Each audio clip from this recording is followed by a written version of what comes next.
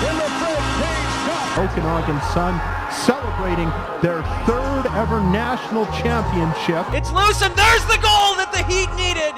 Penticton leads! Penticton leads! And it's Jerome Blake of Canada surprising the field with a win. Elmore, has he got enough in the tank? Yes! At a loss for words right now. Welcome back to episode 2 of the Okanagan Sports Pulse podcast. I'm your host, Bowen, and we got another great show for you today as we are interviewing the incredible Shanda Hill. But before we get to that, I'd like to look back at some of the great performances in the Okanagan that happened these past few weeks. As we discussed last episode, the Okanagan Sun are now 1 win away from another undefeated season as they take on the Ontario Football Conference champion St. Clair Saints on Saturday, November 9th. So that is sure to be quite the battle. The UBC Okanagan Heat volleyball and basketball teams have kicked off their season as the women's basketball team has gotten off to a hot start. Over the weekend, they won their first 2 games to start their season 2-0 for the first time since they joined Canada West in 2013. The team lost 3 starters from last year, but they were able to trounce the UNBC Timberwolves and the TRU Wolfpack to start the season off red hot. The men's team, meanwhile, they split a pair of games as they lost away from home against the TRU Wolfpack, and then at home against UNBC, they got a big victory as they are 1-1 to start the year. And volleyball, the women's team is 2-2 to start the season, while the men's team is 3-1. Games will continue through November before the school takes winter break in December. And speaking of volleyball, the High School Valley Championships are about to kick off soon, and in the 3A girls division, we got 3 Okanagan teams who are ranked 1, 2, and 3 to start the tournament. Now this tournament will start November 15th and 16th in Kamloops, where we got the Vernon Secondary School Panthers ranked number 1, the Seton Sonics ranked number 2, and finally, the Fulton Maroons are ranked number 3 in the tournament. So we expect a heavy dose of the Okanagan involved in obviously the valleys, but hopefully in provincials later on, as the provincials will take place later in November. So if you're around the Kamloops area, November 15th, 16th, you want to watch out some hard-hitting volleyball, please go check it out. And now to my interview with Vernon's Shanda Hill. On October 12th, Shanda Hill completed the Triple Deca Continuous Triathlon in Garda, Italy, becoming the first woman ever to do so. Beginning on September 1st, Hill swam 114 kilometers, biked 5,400 kilometers, and ran 1,266 kilometers to complete the race in just under 41 days. If this sounds insane, well, it probably is, but Hill is no stranger to these ultra races. She has made history by etching her name in the International Ultra Triathlon Association's prestigious Hall of Fame 100, with 135 completed long-distance triathlons. She has done these triathlons over 11 events and has continuously raised the bar for human performance. So I wanted to understand just a little bit more about what's going on in her head. And she was very gracious to give me some time to sit down and chat about it. So here we go. Well, first off, welcome back. Thank you. When did you get back? Was it 17th, 18th? Yeah. How does it feel to be back in reality, kind of, society? The biggest thing that I've noticed is, it sounds bizarre, but everything doesn't matter. Yeah. And by that I mean, when you are, say your only motivation every day is pushing forward, you're in a decent amount of pain, and the only thing you look forward to is either the breaks you get, or putting compression boots on, or having a sleep at night with a heating pad. And those things are the only, say, 3 things you're looking forward to. Everything else becomes irrelevant. So life becomes very simple. Simple, yeah. Very simple. Yeah, interesting. So road rage has not set in. I'm just like, that's his deal. It doesn't matter. Doesn't matter. what does it mean to you to finish, such an incredible long race? It means that basically it's one more goal checked off. That I want to casually say I didn't know I had, because when I started racing a Triple Deca, it wasn't even thought of. It wasn't on my radar, and it wasn't offered by any race director. So, I mean, it really wasn't on my goal list. Mm-hmm. And then as, time progressed, I was just, okay, we'll try this. And I think after the Double Deca, I stopped racing for goals, so to speak, and just kept racing because I still love it. So new goals obviously come up. Yeah. But, Yeah, I remember last year you were saying that there weren't really any goals. You said there was talk about a Triple Deca maybe happening. I'm and consistent. All of a sudden you're jumping into this, right? I'm consistent. So I guess what made you want to pursue it? Obviously you were talking about it maybe last year, but what made you just say, yes, I'm going to do this? What was the clincher? I think there is a little bit of talk between athletes, and for me what happens is, one athlete will say to me, or a couple athletes will say to me, oh, there's this race coming up, are you in? And it's almost like going to a party and your friends are all going to be there. And if you don't show up, you might miss something. That's the best way I could equate it into normal terms, is they're all going to have fun. They might have a lot of fun. You might not be there. So it was FOMO, but not for a party of this crazy race. It sounds crazy. I get all the time, people say, oh, you must love pain. I don't like pain or cold or being wet any more than you or anybody else does. But it's part of the process. Do you like every aspect of your job every day? No, there's probably aspects that you're just like, oh, I could do without that. I could do without it, but you grow. Right. So why do you put yourself through that, though? From the outside, it looks like putting myself through it. But I'm there for the learning, I'm there for the experience, I'm there for the people. And the entire experience may look like putting myself through it, but there are moments that are really incredible. I mean, I have some really fantastic conversations with other people, and I learn from them, and I grow, and, all of that to me is part of the experience. So the pain is not the focus, and if I let it become the focus, it would stop my race. Right. So for people who maybe they see what you do and they say, oh, I can never do this, do you think it's kind of like simpler than that? Like people think it's like an impossible feat, but maybe if you distill it down a little bit, and like I assume you just take it day by day, step by step, right? The easiest thing is to say I can never do this. Yeah. Because it eliminates the possibility that you could, and by thinking you could means you might want to try, and that would lead you down a spiraling road. So, I mean, that would be a black and white answer.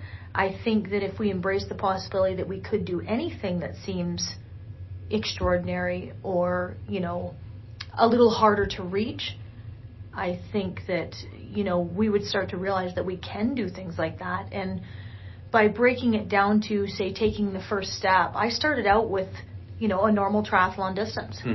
I didn't start out with these big distances. It kind of just led to that. And my mind being open to, well, what if we could?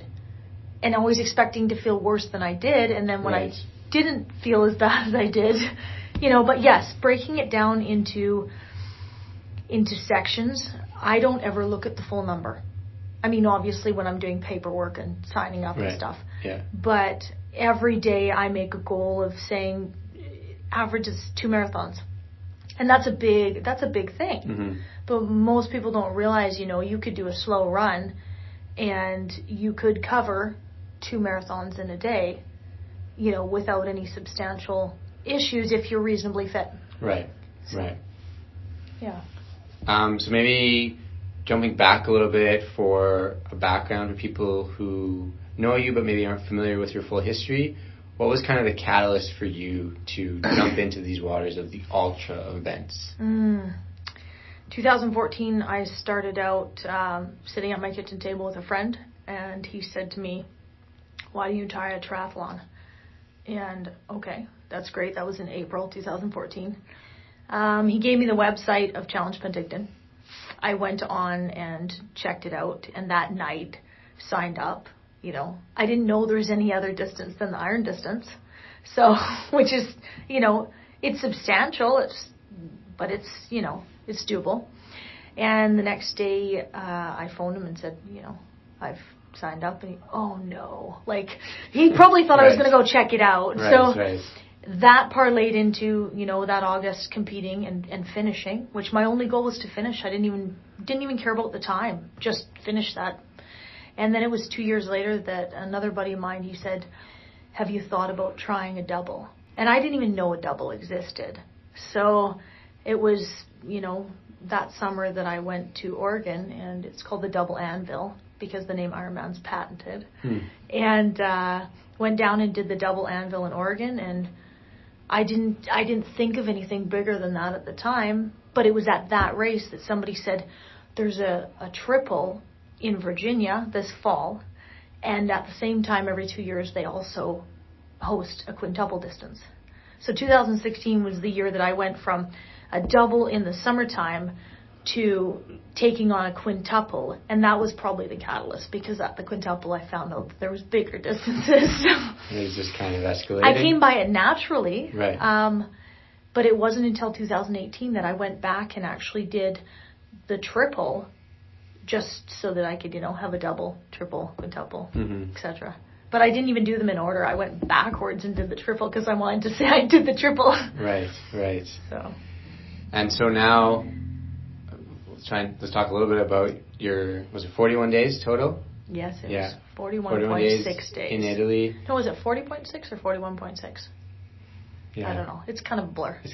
Yeah. Are there any, let's say, highlights, but very vivid memories you've had that, were either good or bad? Maybe one from each? We'll get the bad out of the way. When I came off the bike, I hadn't sat that long on a bike before, and all of my muscles that are in the area of sitting on my bike seat, they literally had shortened up. So I didn't know, based on my lack of experience with sitting on a bike for 18 days, that those muscles would be so short.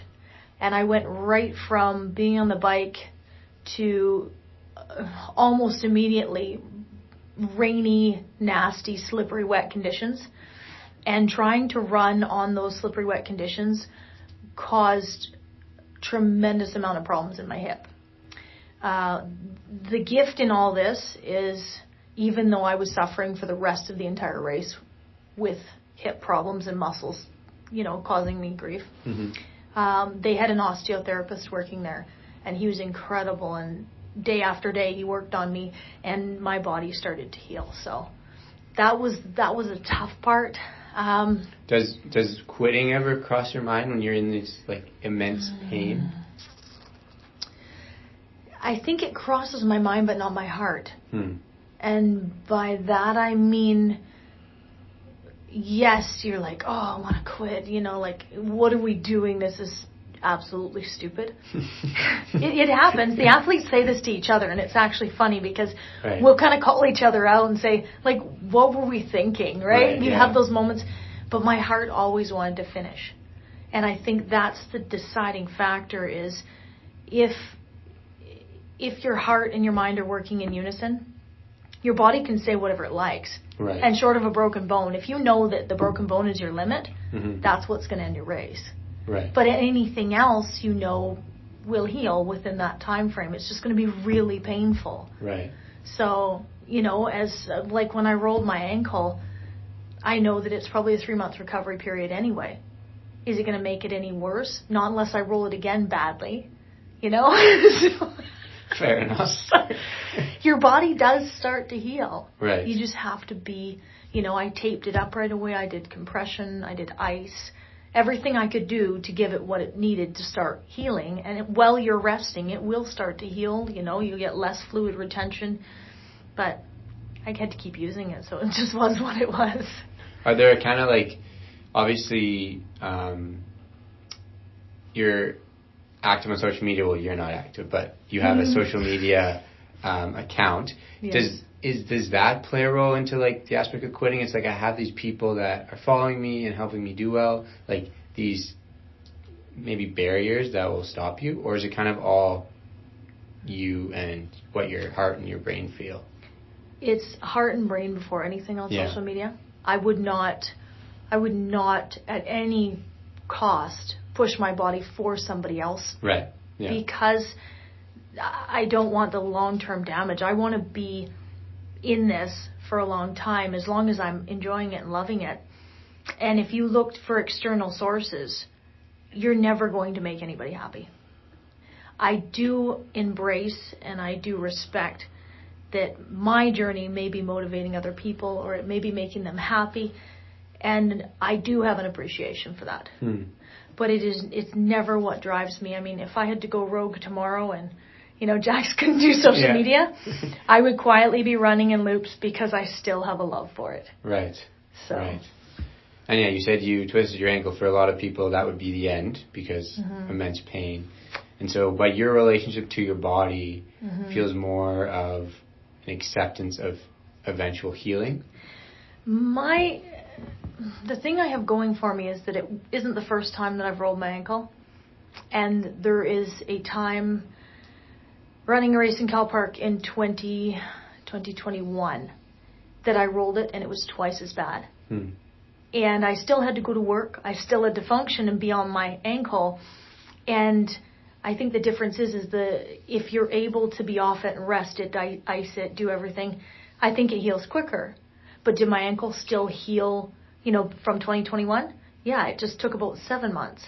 Right. So I have the gift, I guess, of knowing my body will heal. It's just that by me continuing to use it and be on it, I'm just impeding how quick the recovery process is.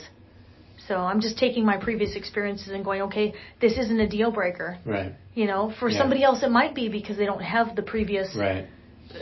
The scar tissue in a way. The mental scar tissue. Yeah. It's so much like life, because somebody's idea of trauma in this day and age might be their phone, being lost and they can't function without it. Whereas 30 years ago, think about what our parents went through and what their trauma might be. Right. Both are types of trauma, but one could be a deciding factor of whether you can get out of bed in the morning, and the other one, how do you compare the two?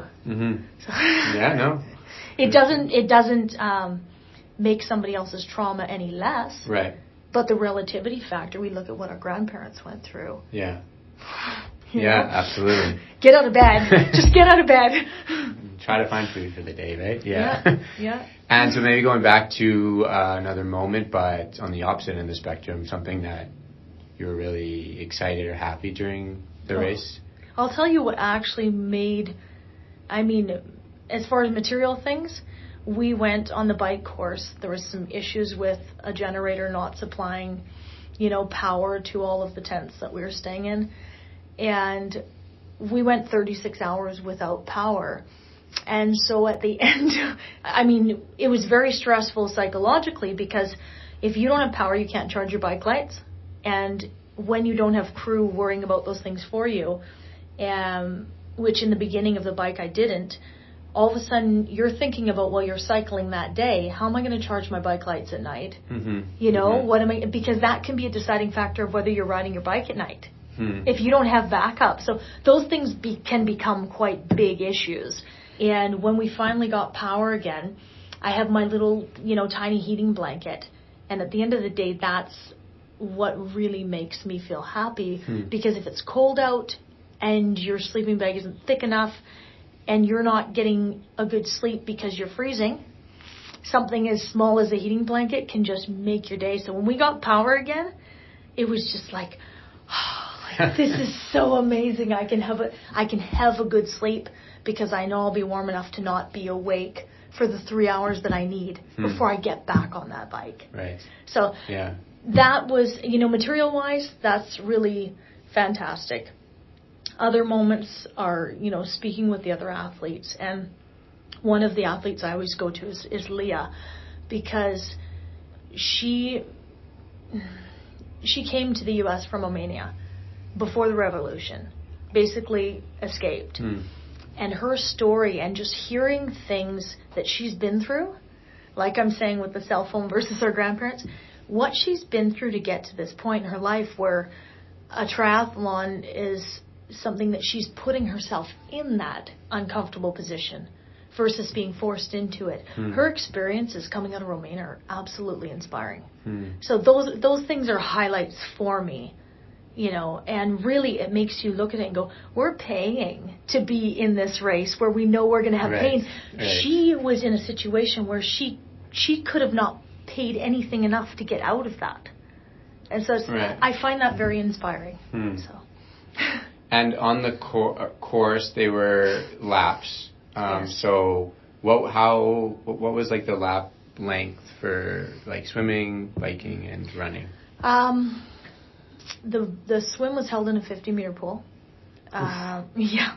I'm not even going to calculate the laps. You can do that. So that must just get a little... 114K. Yeah. You know what it is? The swim, the bike, and the run, it's absolutely mind-numbing. And you have to be creative because, yes, it's in a controlled environment somewhat, but you have the opportunity every lap to stop.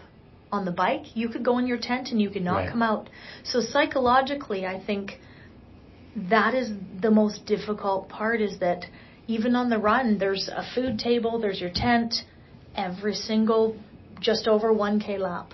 You have the option of quitting like a hamster in a wheel. Eat like every time. Yeah. There's so many opportunities for you to waste time and not be, self-regulating. That for me is also a beautiful thing, because you have that choice every single kilometer. Do I quit? Do I keep going? Do I sit and eat and hang out and chit-chat? Or do I apply myself and focus and keep on going? But anyway, the swim's 50 meters in the pool. My particular swim, it's 114K. It went on for 92 hours. That includes a couple hours of sleep. And food breaks, bathroom breaks, etc. The bike was just over 7K. And what we didn't know is the bike course, from the time the race director had told people about it to the time we actually were on it, was a completely different course. So what I didn't know, and what most of the athletes didn't know, is it was not mostly flat. It had a very steep hill. And that hill's fine when you do it the first time. It's fine when you do it the 10th time. But when you hit 720, 800 laps of that hill, we climbed over 5,400K. We climbed more than the elevation of Mount Everest. Wow. And imagine what that does to your knees.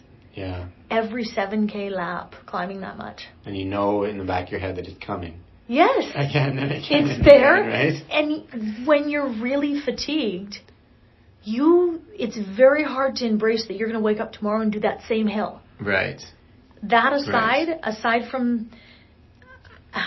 I don't want to say that Italian drivers are crazy drivers, but in the short amount of experience that I had on that particular road that only fit 1.5 cars, and there was no bike lane, things got really crazy. There was also 15-foot high heavy duty machinery that was used for harvesting the grapes, because we were there during, riding around the vineyards, and we were there during the time that they're harvesting the grapes, and I watched with fascination as these grapes were being harvested, all by machines, nobody's picking them, but also these huge machines would track dirt, manure, and mud onto the road when they're going across it, and you have absolutely no choice but to take your nice, beautiful, clean road bike and go through all of the manure and crap, and when it's raining, that turns into mud. Right. Like the photos of some of the bikes and how badly they got covered in mud, it's so cringy. Anyway.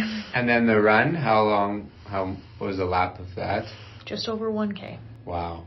What we didn't know also going into this is, that it was undulating. It wasn't flat 1K. There was sections that turned into absolute mud. And try climbing on a small incline when you have no footing. This will absolutely mentally demoralize you, because if you want to hit and your body is okay to hit 2 marathons per day, and you come up short at 60 because you pushed so hard but you were going nowhere because you're slipping and sliding, it's very disarming. So I had days where I think I was hitting, maybe giving 100% effort, and I was only hitting 67K.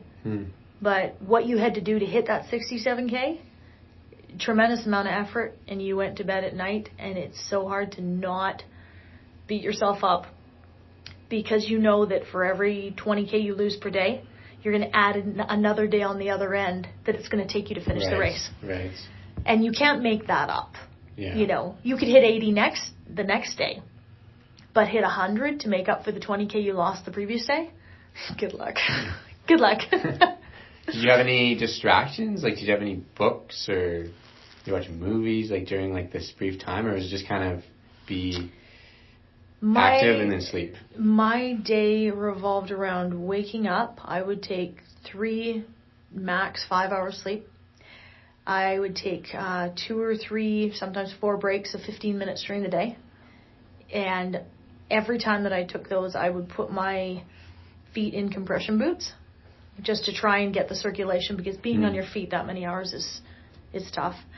And my days were just, if I had extra time, I would phone home, or you're thinking and planning about what you need to have ready for the evening.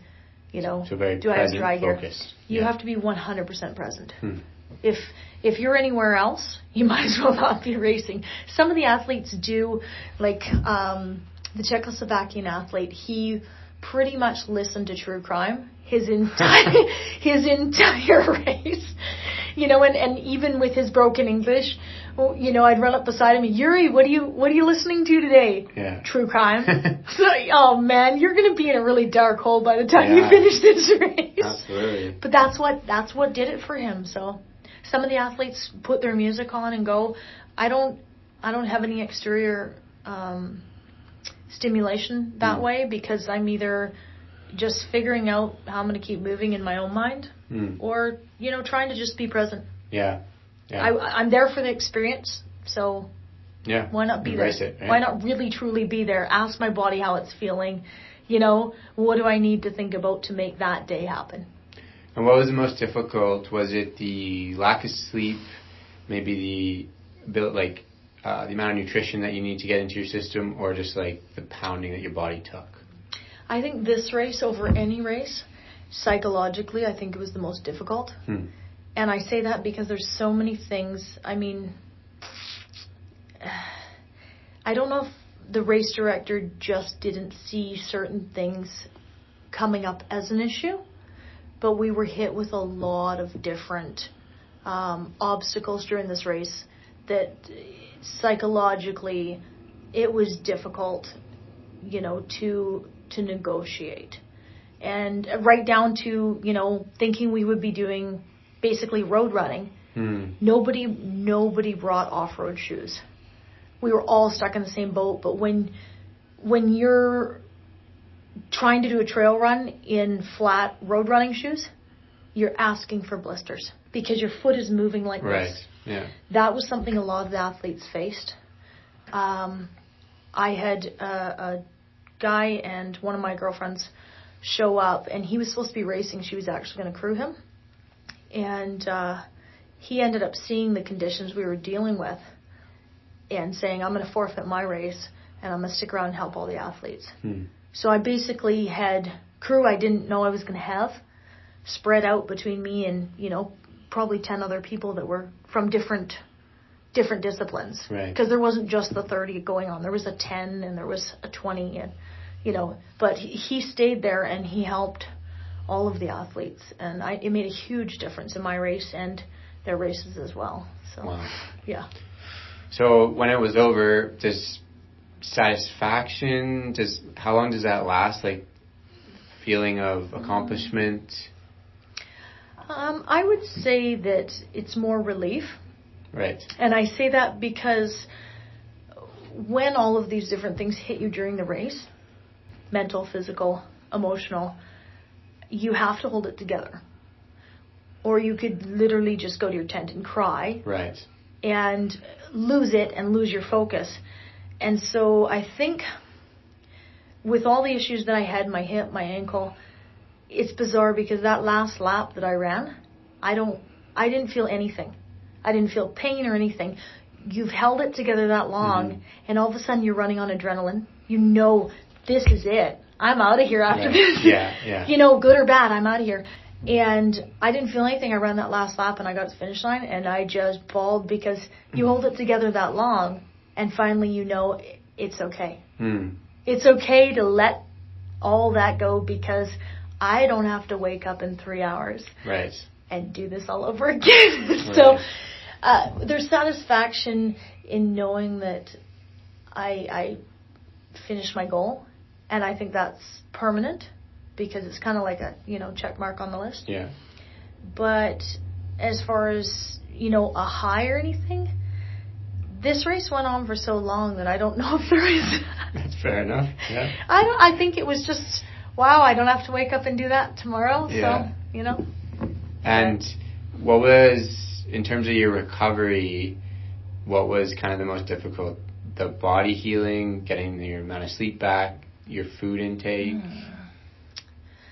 Or was it kind of easier than maybe people think? Because people hearing your stories, like, she must just be completely destroyed after this, right? Like, yeah, and you know what? I did have fatigue. Like, I did want to take naps. But I would say that the biggest factor of that is simply because I was sleep deprived. Yeah. So I got about a week's worth of good 8-10 hour sleeps. And yesterday, for the first time since the race, I felt like I had the equal amount of energy I normally do. Wow. So I'm surprised by this. The biggest thing is people always say to me, you're going to blow up your heart. You must have incredible cardio. I look at a CrossFit athlete. They have incredible cardio. I almost never, during the race, raise my heart rate. Right. My breathing almost never goes up, and that's because the second that you start to do that, you build up lactic acid, and your body has to get rid of lactic acid, or you're going to be hurting the next day. So my goal is to be in good enough physical shape that I can simply maintain a certain speed, whether it's 25, 30 kilometers an hour on the bike. I can maintain that for hours on end without my heart rate ever going up. So as far as blowing my heart up, I would be shocked if that's what kills me. It'll probably be a driver on the road. Right. If I had to speculate, I am not, trying to predict anything. I'm just saying that the reality is that I would be shocked if it was, heart problem. Yeah, it's not like my hips would go. Not like you were sprinting or anything, right? No. So it's just kind of... No, so it brings the question, sure there's wear and tear on your body, but I think as a culture or, as people, I think we are doing just as much harm by leading sedentary lifestyles as, people may think that I am by being extra active. Yeah. And finally, what's next? Do I want to play that game where I don't tell Bowen and then tell him in a month and a half? What do you think, Jax? The IUTA has, as of today, put out an official race calendar for next year. So I haven't looked at it, but I know roughly what's supposed to be on it. In November, if they approve, there is going to be a Deca Continuous in Taiwan. It will be the first race where we don't tent. Apparently, the Taiwanese government is sponsoring this event, and it will be held in a hotel, which I've never heard of this. Apparently, the hotel is free. There's a 24-hour convenience store at the bottom of the hotel. This is what I've been told. that has food all day long. So if this is, it sounds like a utopia for people competing. Yeah. I will 100% be there. And that's a triple deca? That is a 10 Ironman. Okay. It's a short race. Short race for people. When you go from a 30 to Yeah, that, of course, it is. It's like going from a marathon to a 10K. Right. You have to approach it differently, and your time management is everything. Right. I could go in the same condition as I am now. What would be a deciding factor of how I finish is my time management. Is everything pre-planned? Is your bike lights ready for the night? How quickly can you make each transition? Right. How little can you sleep in those 11 days? So Taiwan is in November. I am committed to South Africa in March. That's a DECA also. I want to get good at the 10 iron in essence. There is going to be, in May, a DECA in Brazil. That will put me at 30 for the year, iron distances. And there is also Colmar, which is offering a DECA. This is the first year that this many DECAs have been offered. Wow, yeah. Right? It's more popular, this is incredible. Yeah. You know? And there's also talk of either double deca or a quadruple deca in Poland. I don't know if that's going to happen. I know that the logistics have been submitted to the IUTA, which is the governing body that approves these races. If that's a go-ahead, I will make every effort to be there because, I mean, based on the logistics of the course that we just went through, I'm not gonna laugh at it and say it's gonna be easy, but I believe that even a quintuple deca, quadruple deca, would be easier than what we went through. So if we get a bike course without a giant hill in it, I honestly believe, based on the conditioning of my body, sure you're sore, sure it's hard, I believe that 10,000 kilometers could be done. And it wouldn't feel any different than 5,400K. I think once you get used to sitting on that bike seat, it's just a matter of how miserable can you get. Becomes part of you, right? I was really shocked by the bike because I felt that my level of conditioning after 18 days had only really started to pick up. And to add credibility to that, if you look at my bike times, my lap times, and how many kilometers I was doing per day, I actually got faster and better as I went. And that to me is fascinating. Yeah, absolutely. So was the bike training in itself for me to be a better athlete? A higher functioning, was my body adjusting and becoming better as time went on? And the lap times and the miles per day show that something was happening. Right. It's just amazing. Wow. Yeah. Yeah. Those things shock me too. Yeah, absolutely. I was becoming conditioned. So what would have 10,000K looked like? Yeah. Who knows? You'll figure it out in a couple of years, I imagine. Maybe. Yeah. Maybe. Awesome. Well, thank you so much. That's it? Yeah. End of the questions. All right. You're welcome. Wow. Now you've heard it all. Yeah. Almost. I'll talk to you next year.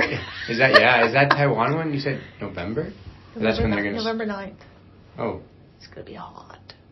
It's going to be humid. Next year or this year? Next year. Next year, yeah. Yeah. And then... There's a possibility of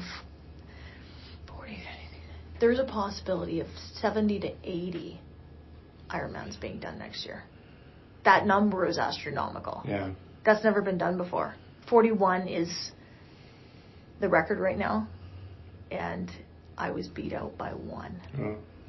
My record is 40. Do you feel like the profile of like the IOTA and kind of these ultra races have kind of been raised a little bit the past couple of years? Because I remember even last year you were saying there was hardly any races, and now they're kind of popping up more. I think that there's a demand for it because the database of athletes has expanded so much. Right. The last time that I heard, the numbers of people even doing, doubles, triples, and quintuples had grown by 30%. And if that's in the last year, we're talking, 100 athletes up to 130 athletes.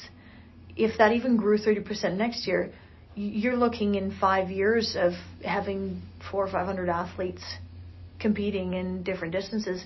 When I finished in 2017 at the Deca, I was the 7th woman in the world to ever finish. 2019, I was the 3rd female to ever finish a double Deca. We're talking 3 years ago. Right. Yeah. And now there's something like 8 or 9. Yeah. That number's doubled in the time that I've been racing. Wow.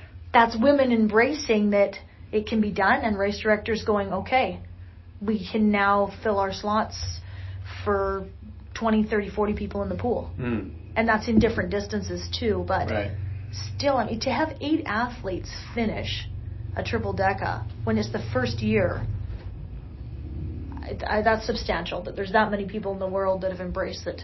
Yeah, So absolutely. this is doable, and I'm going to pay a lot of money to do it. Yeah. It's bizarre. Who knows, right? 5 years from now or whatever. So. Yeah. Yeah. So. Cool. So how did it feel going back to work? I'd been anticipating that it would happen from the moment I left. So the first day was actually a bit miserable because I was tired, and that's when you say, okay, well, I'm tired, that's great, I got to go anyways. Yeah. Honestly, work is harder than racing. Really. Haul 80-pound buckets up 20 or 30 stairs full of rocks for 6 hours. You want to die. That's cardio. And then get on your bike and go ride with people that you generally enjoy being around and a fairly scenic countryside road. Right. And some crazy drivers. Work is man, I got to go back to that? This is a vacation. And one you're getting paid for, the other you're not. Right. Right. Yeah. Right. So. And one, I believe having a physical job is probably one of the biggest things that makes me good at what I'm doing. Yeah. Because every day it's a mental game of, do I want to quit? Oh, wait, that pays my bills. Exactly. Yeah. Can't. There's a good barrier there. Right? Absolutely. Wow. So. And finally, before we go, I just want to highlight an Okanagan athlete that is raising the bar this year. Kate Pinsonalt is a 17-year-old water skier who had won 7 medals at the 2024 Pan American Water Ski Championships hosted in Bogota, Colombia. Pinsonalt, who is still just in grade 12, was one of 20 Canadians competing. She came away with numerous medals at the team U17 and U21 level. Very, very impressive. She competes out of Skaha Lake, and she told the Penticton Western News' Logan Lockhart in an interview that, quote, "Without Skaha Lake and my dad spending countless hours driving for me, I wouldn't be where I am today, and I'm so grateful for that." I think that is just so wonderful. And I kind of just like ending the show with a nice, wholesome story, and I think this kind of epitomizes that. So I just want to thank everybody for listening, for watching. Please like and subscribe, and please let me know who you would like for me to have on and interview myself. We got a lot of athletes, a lot of coaches, a lot of builders, executives, just tons of people in the Okanagan that I think should be highlighted a little bit more. So please let me know, email me, drop a comment, anything. And I really appreciate it. And I'll see you next time.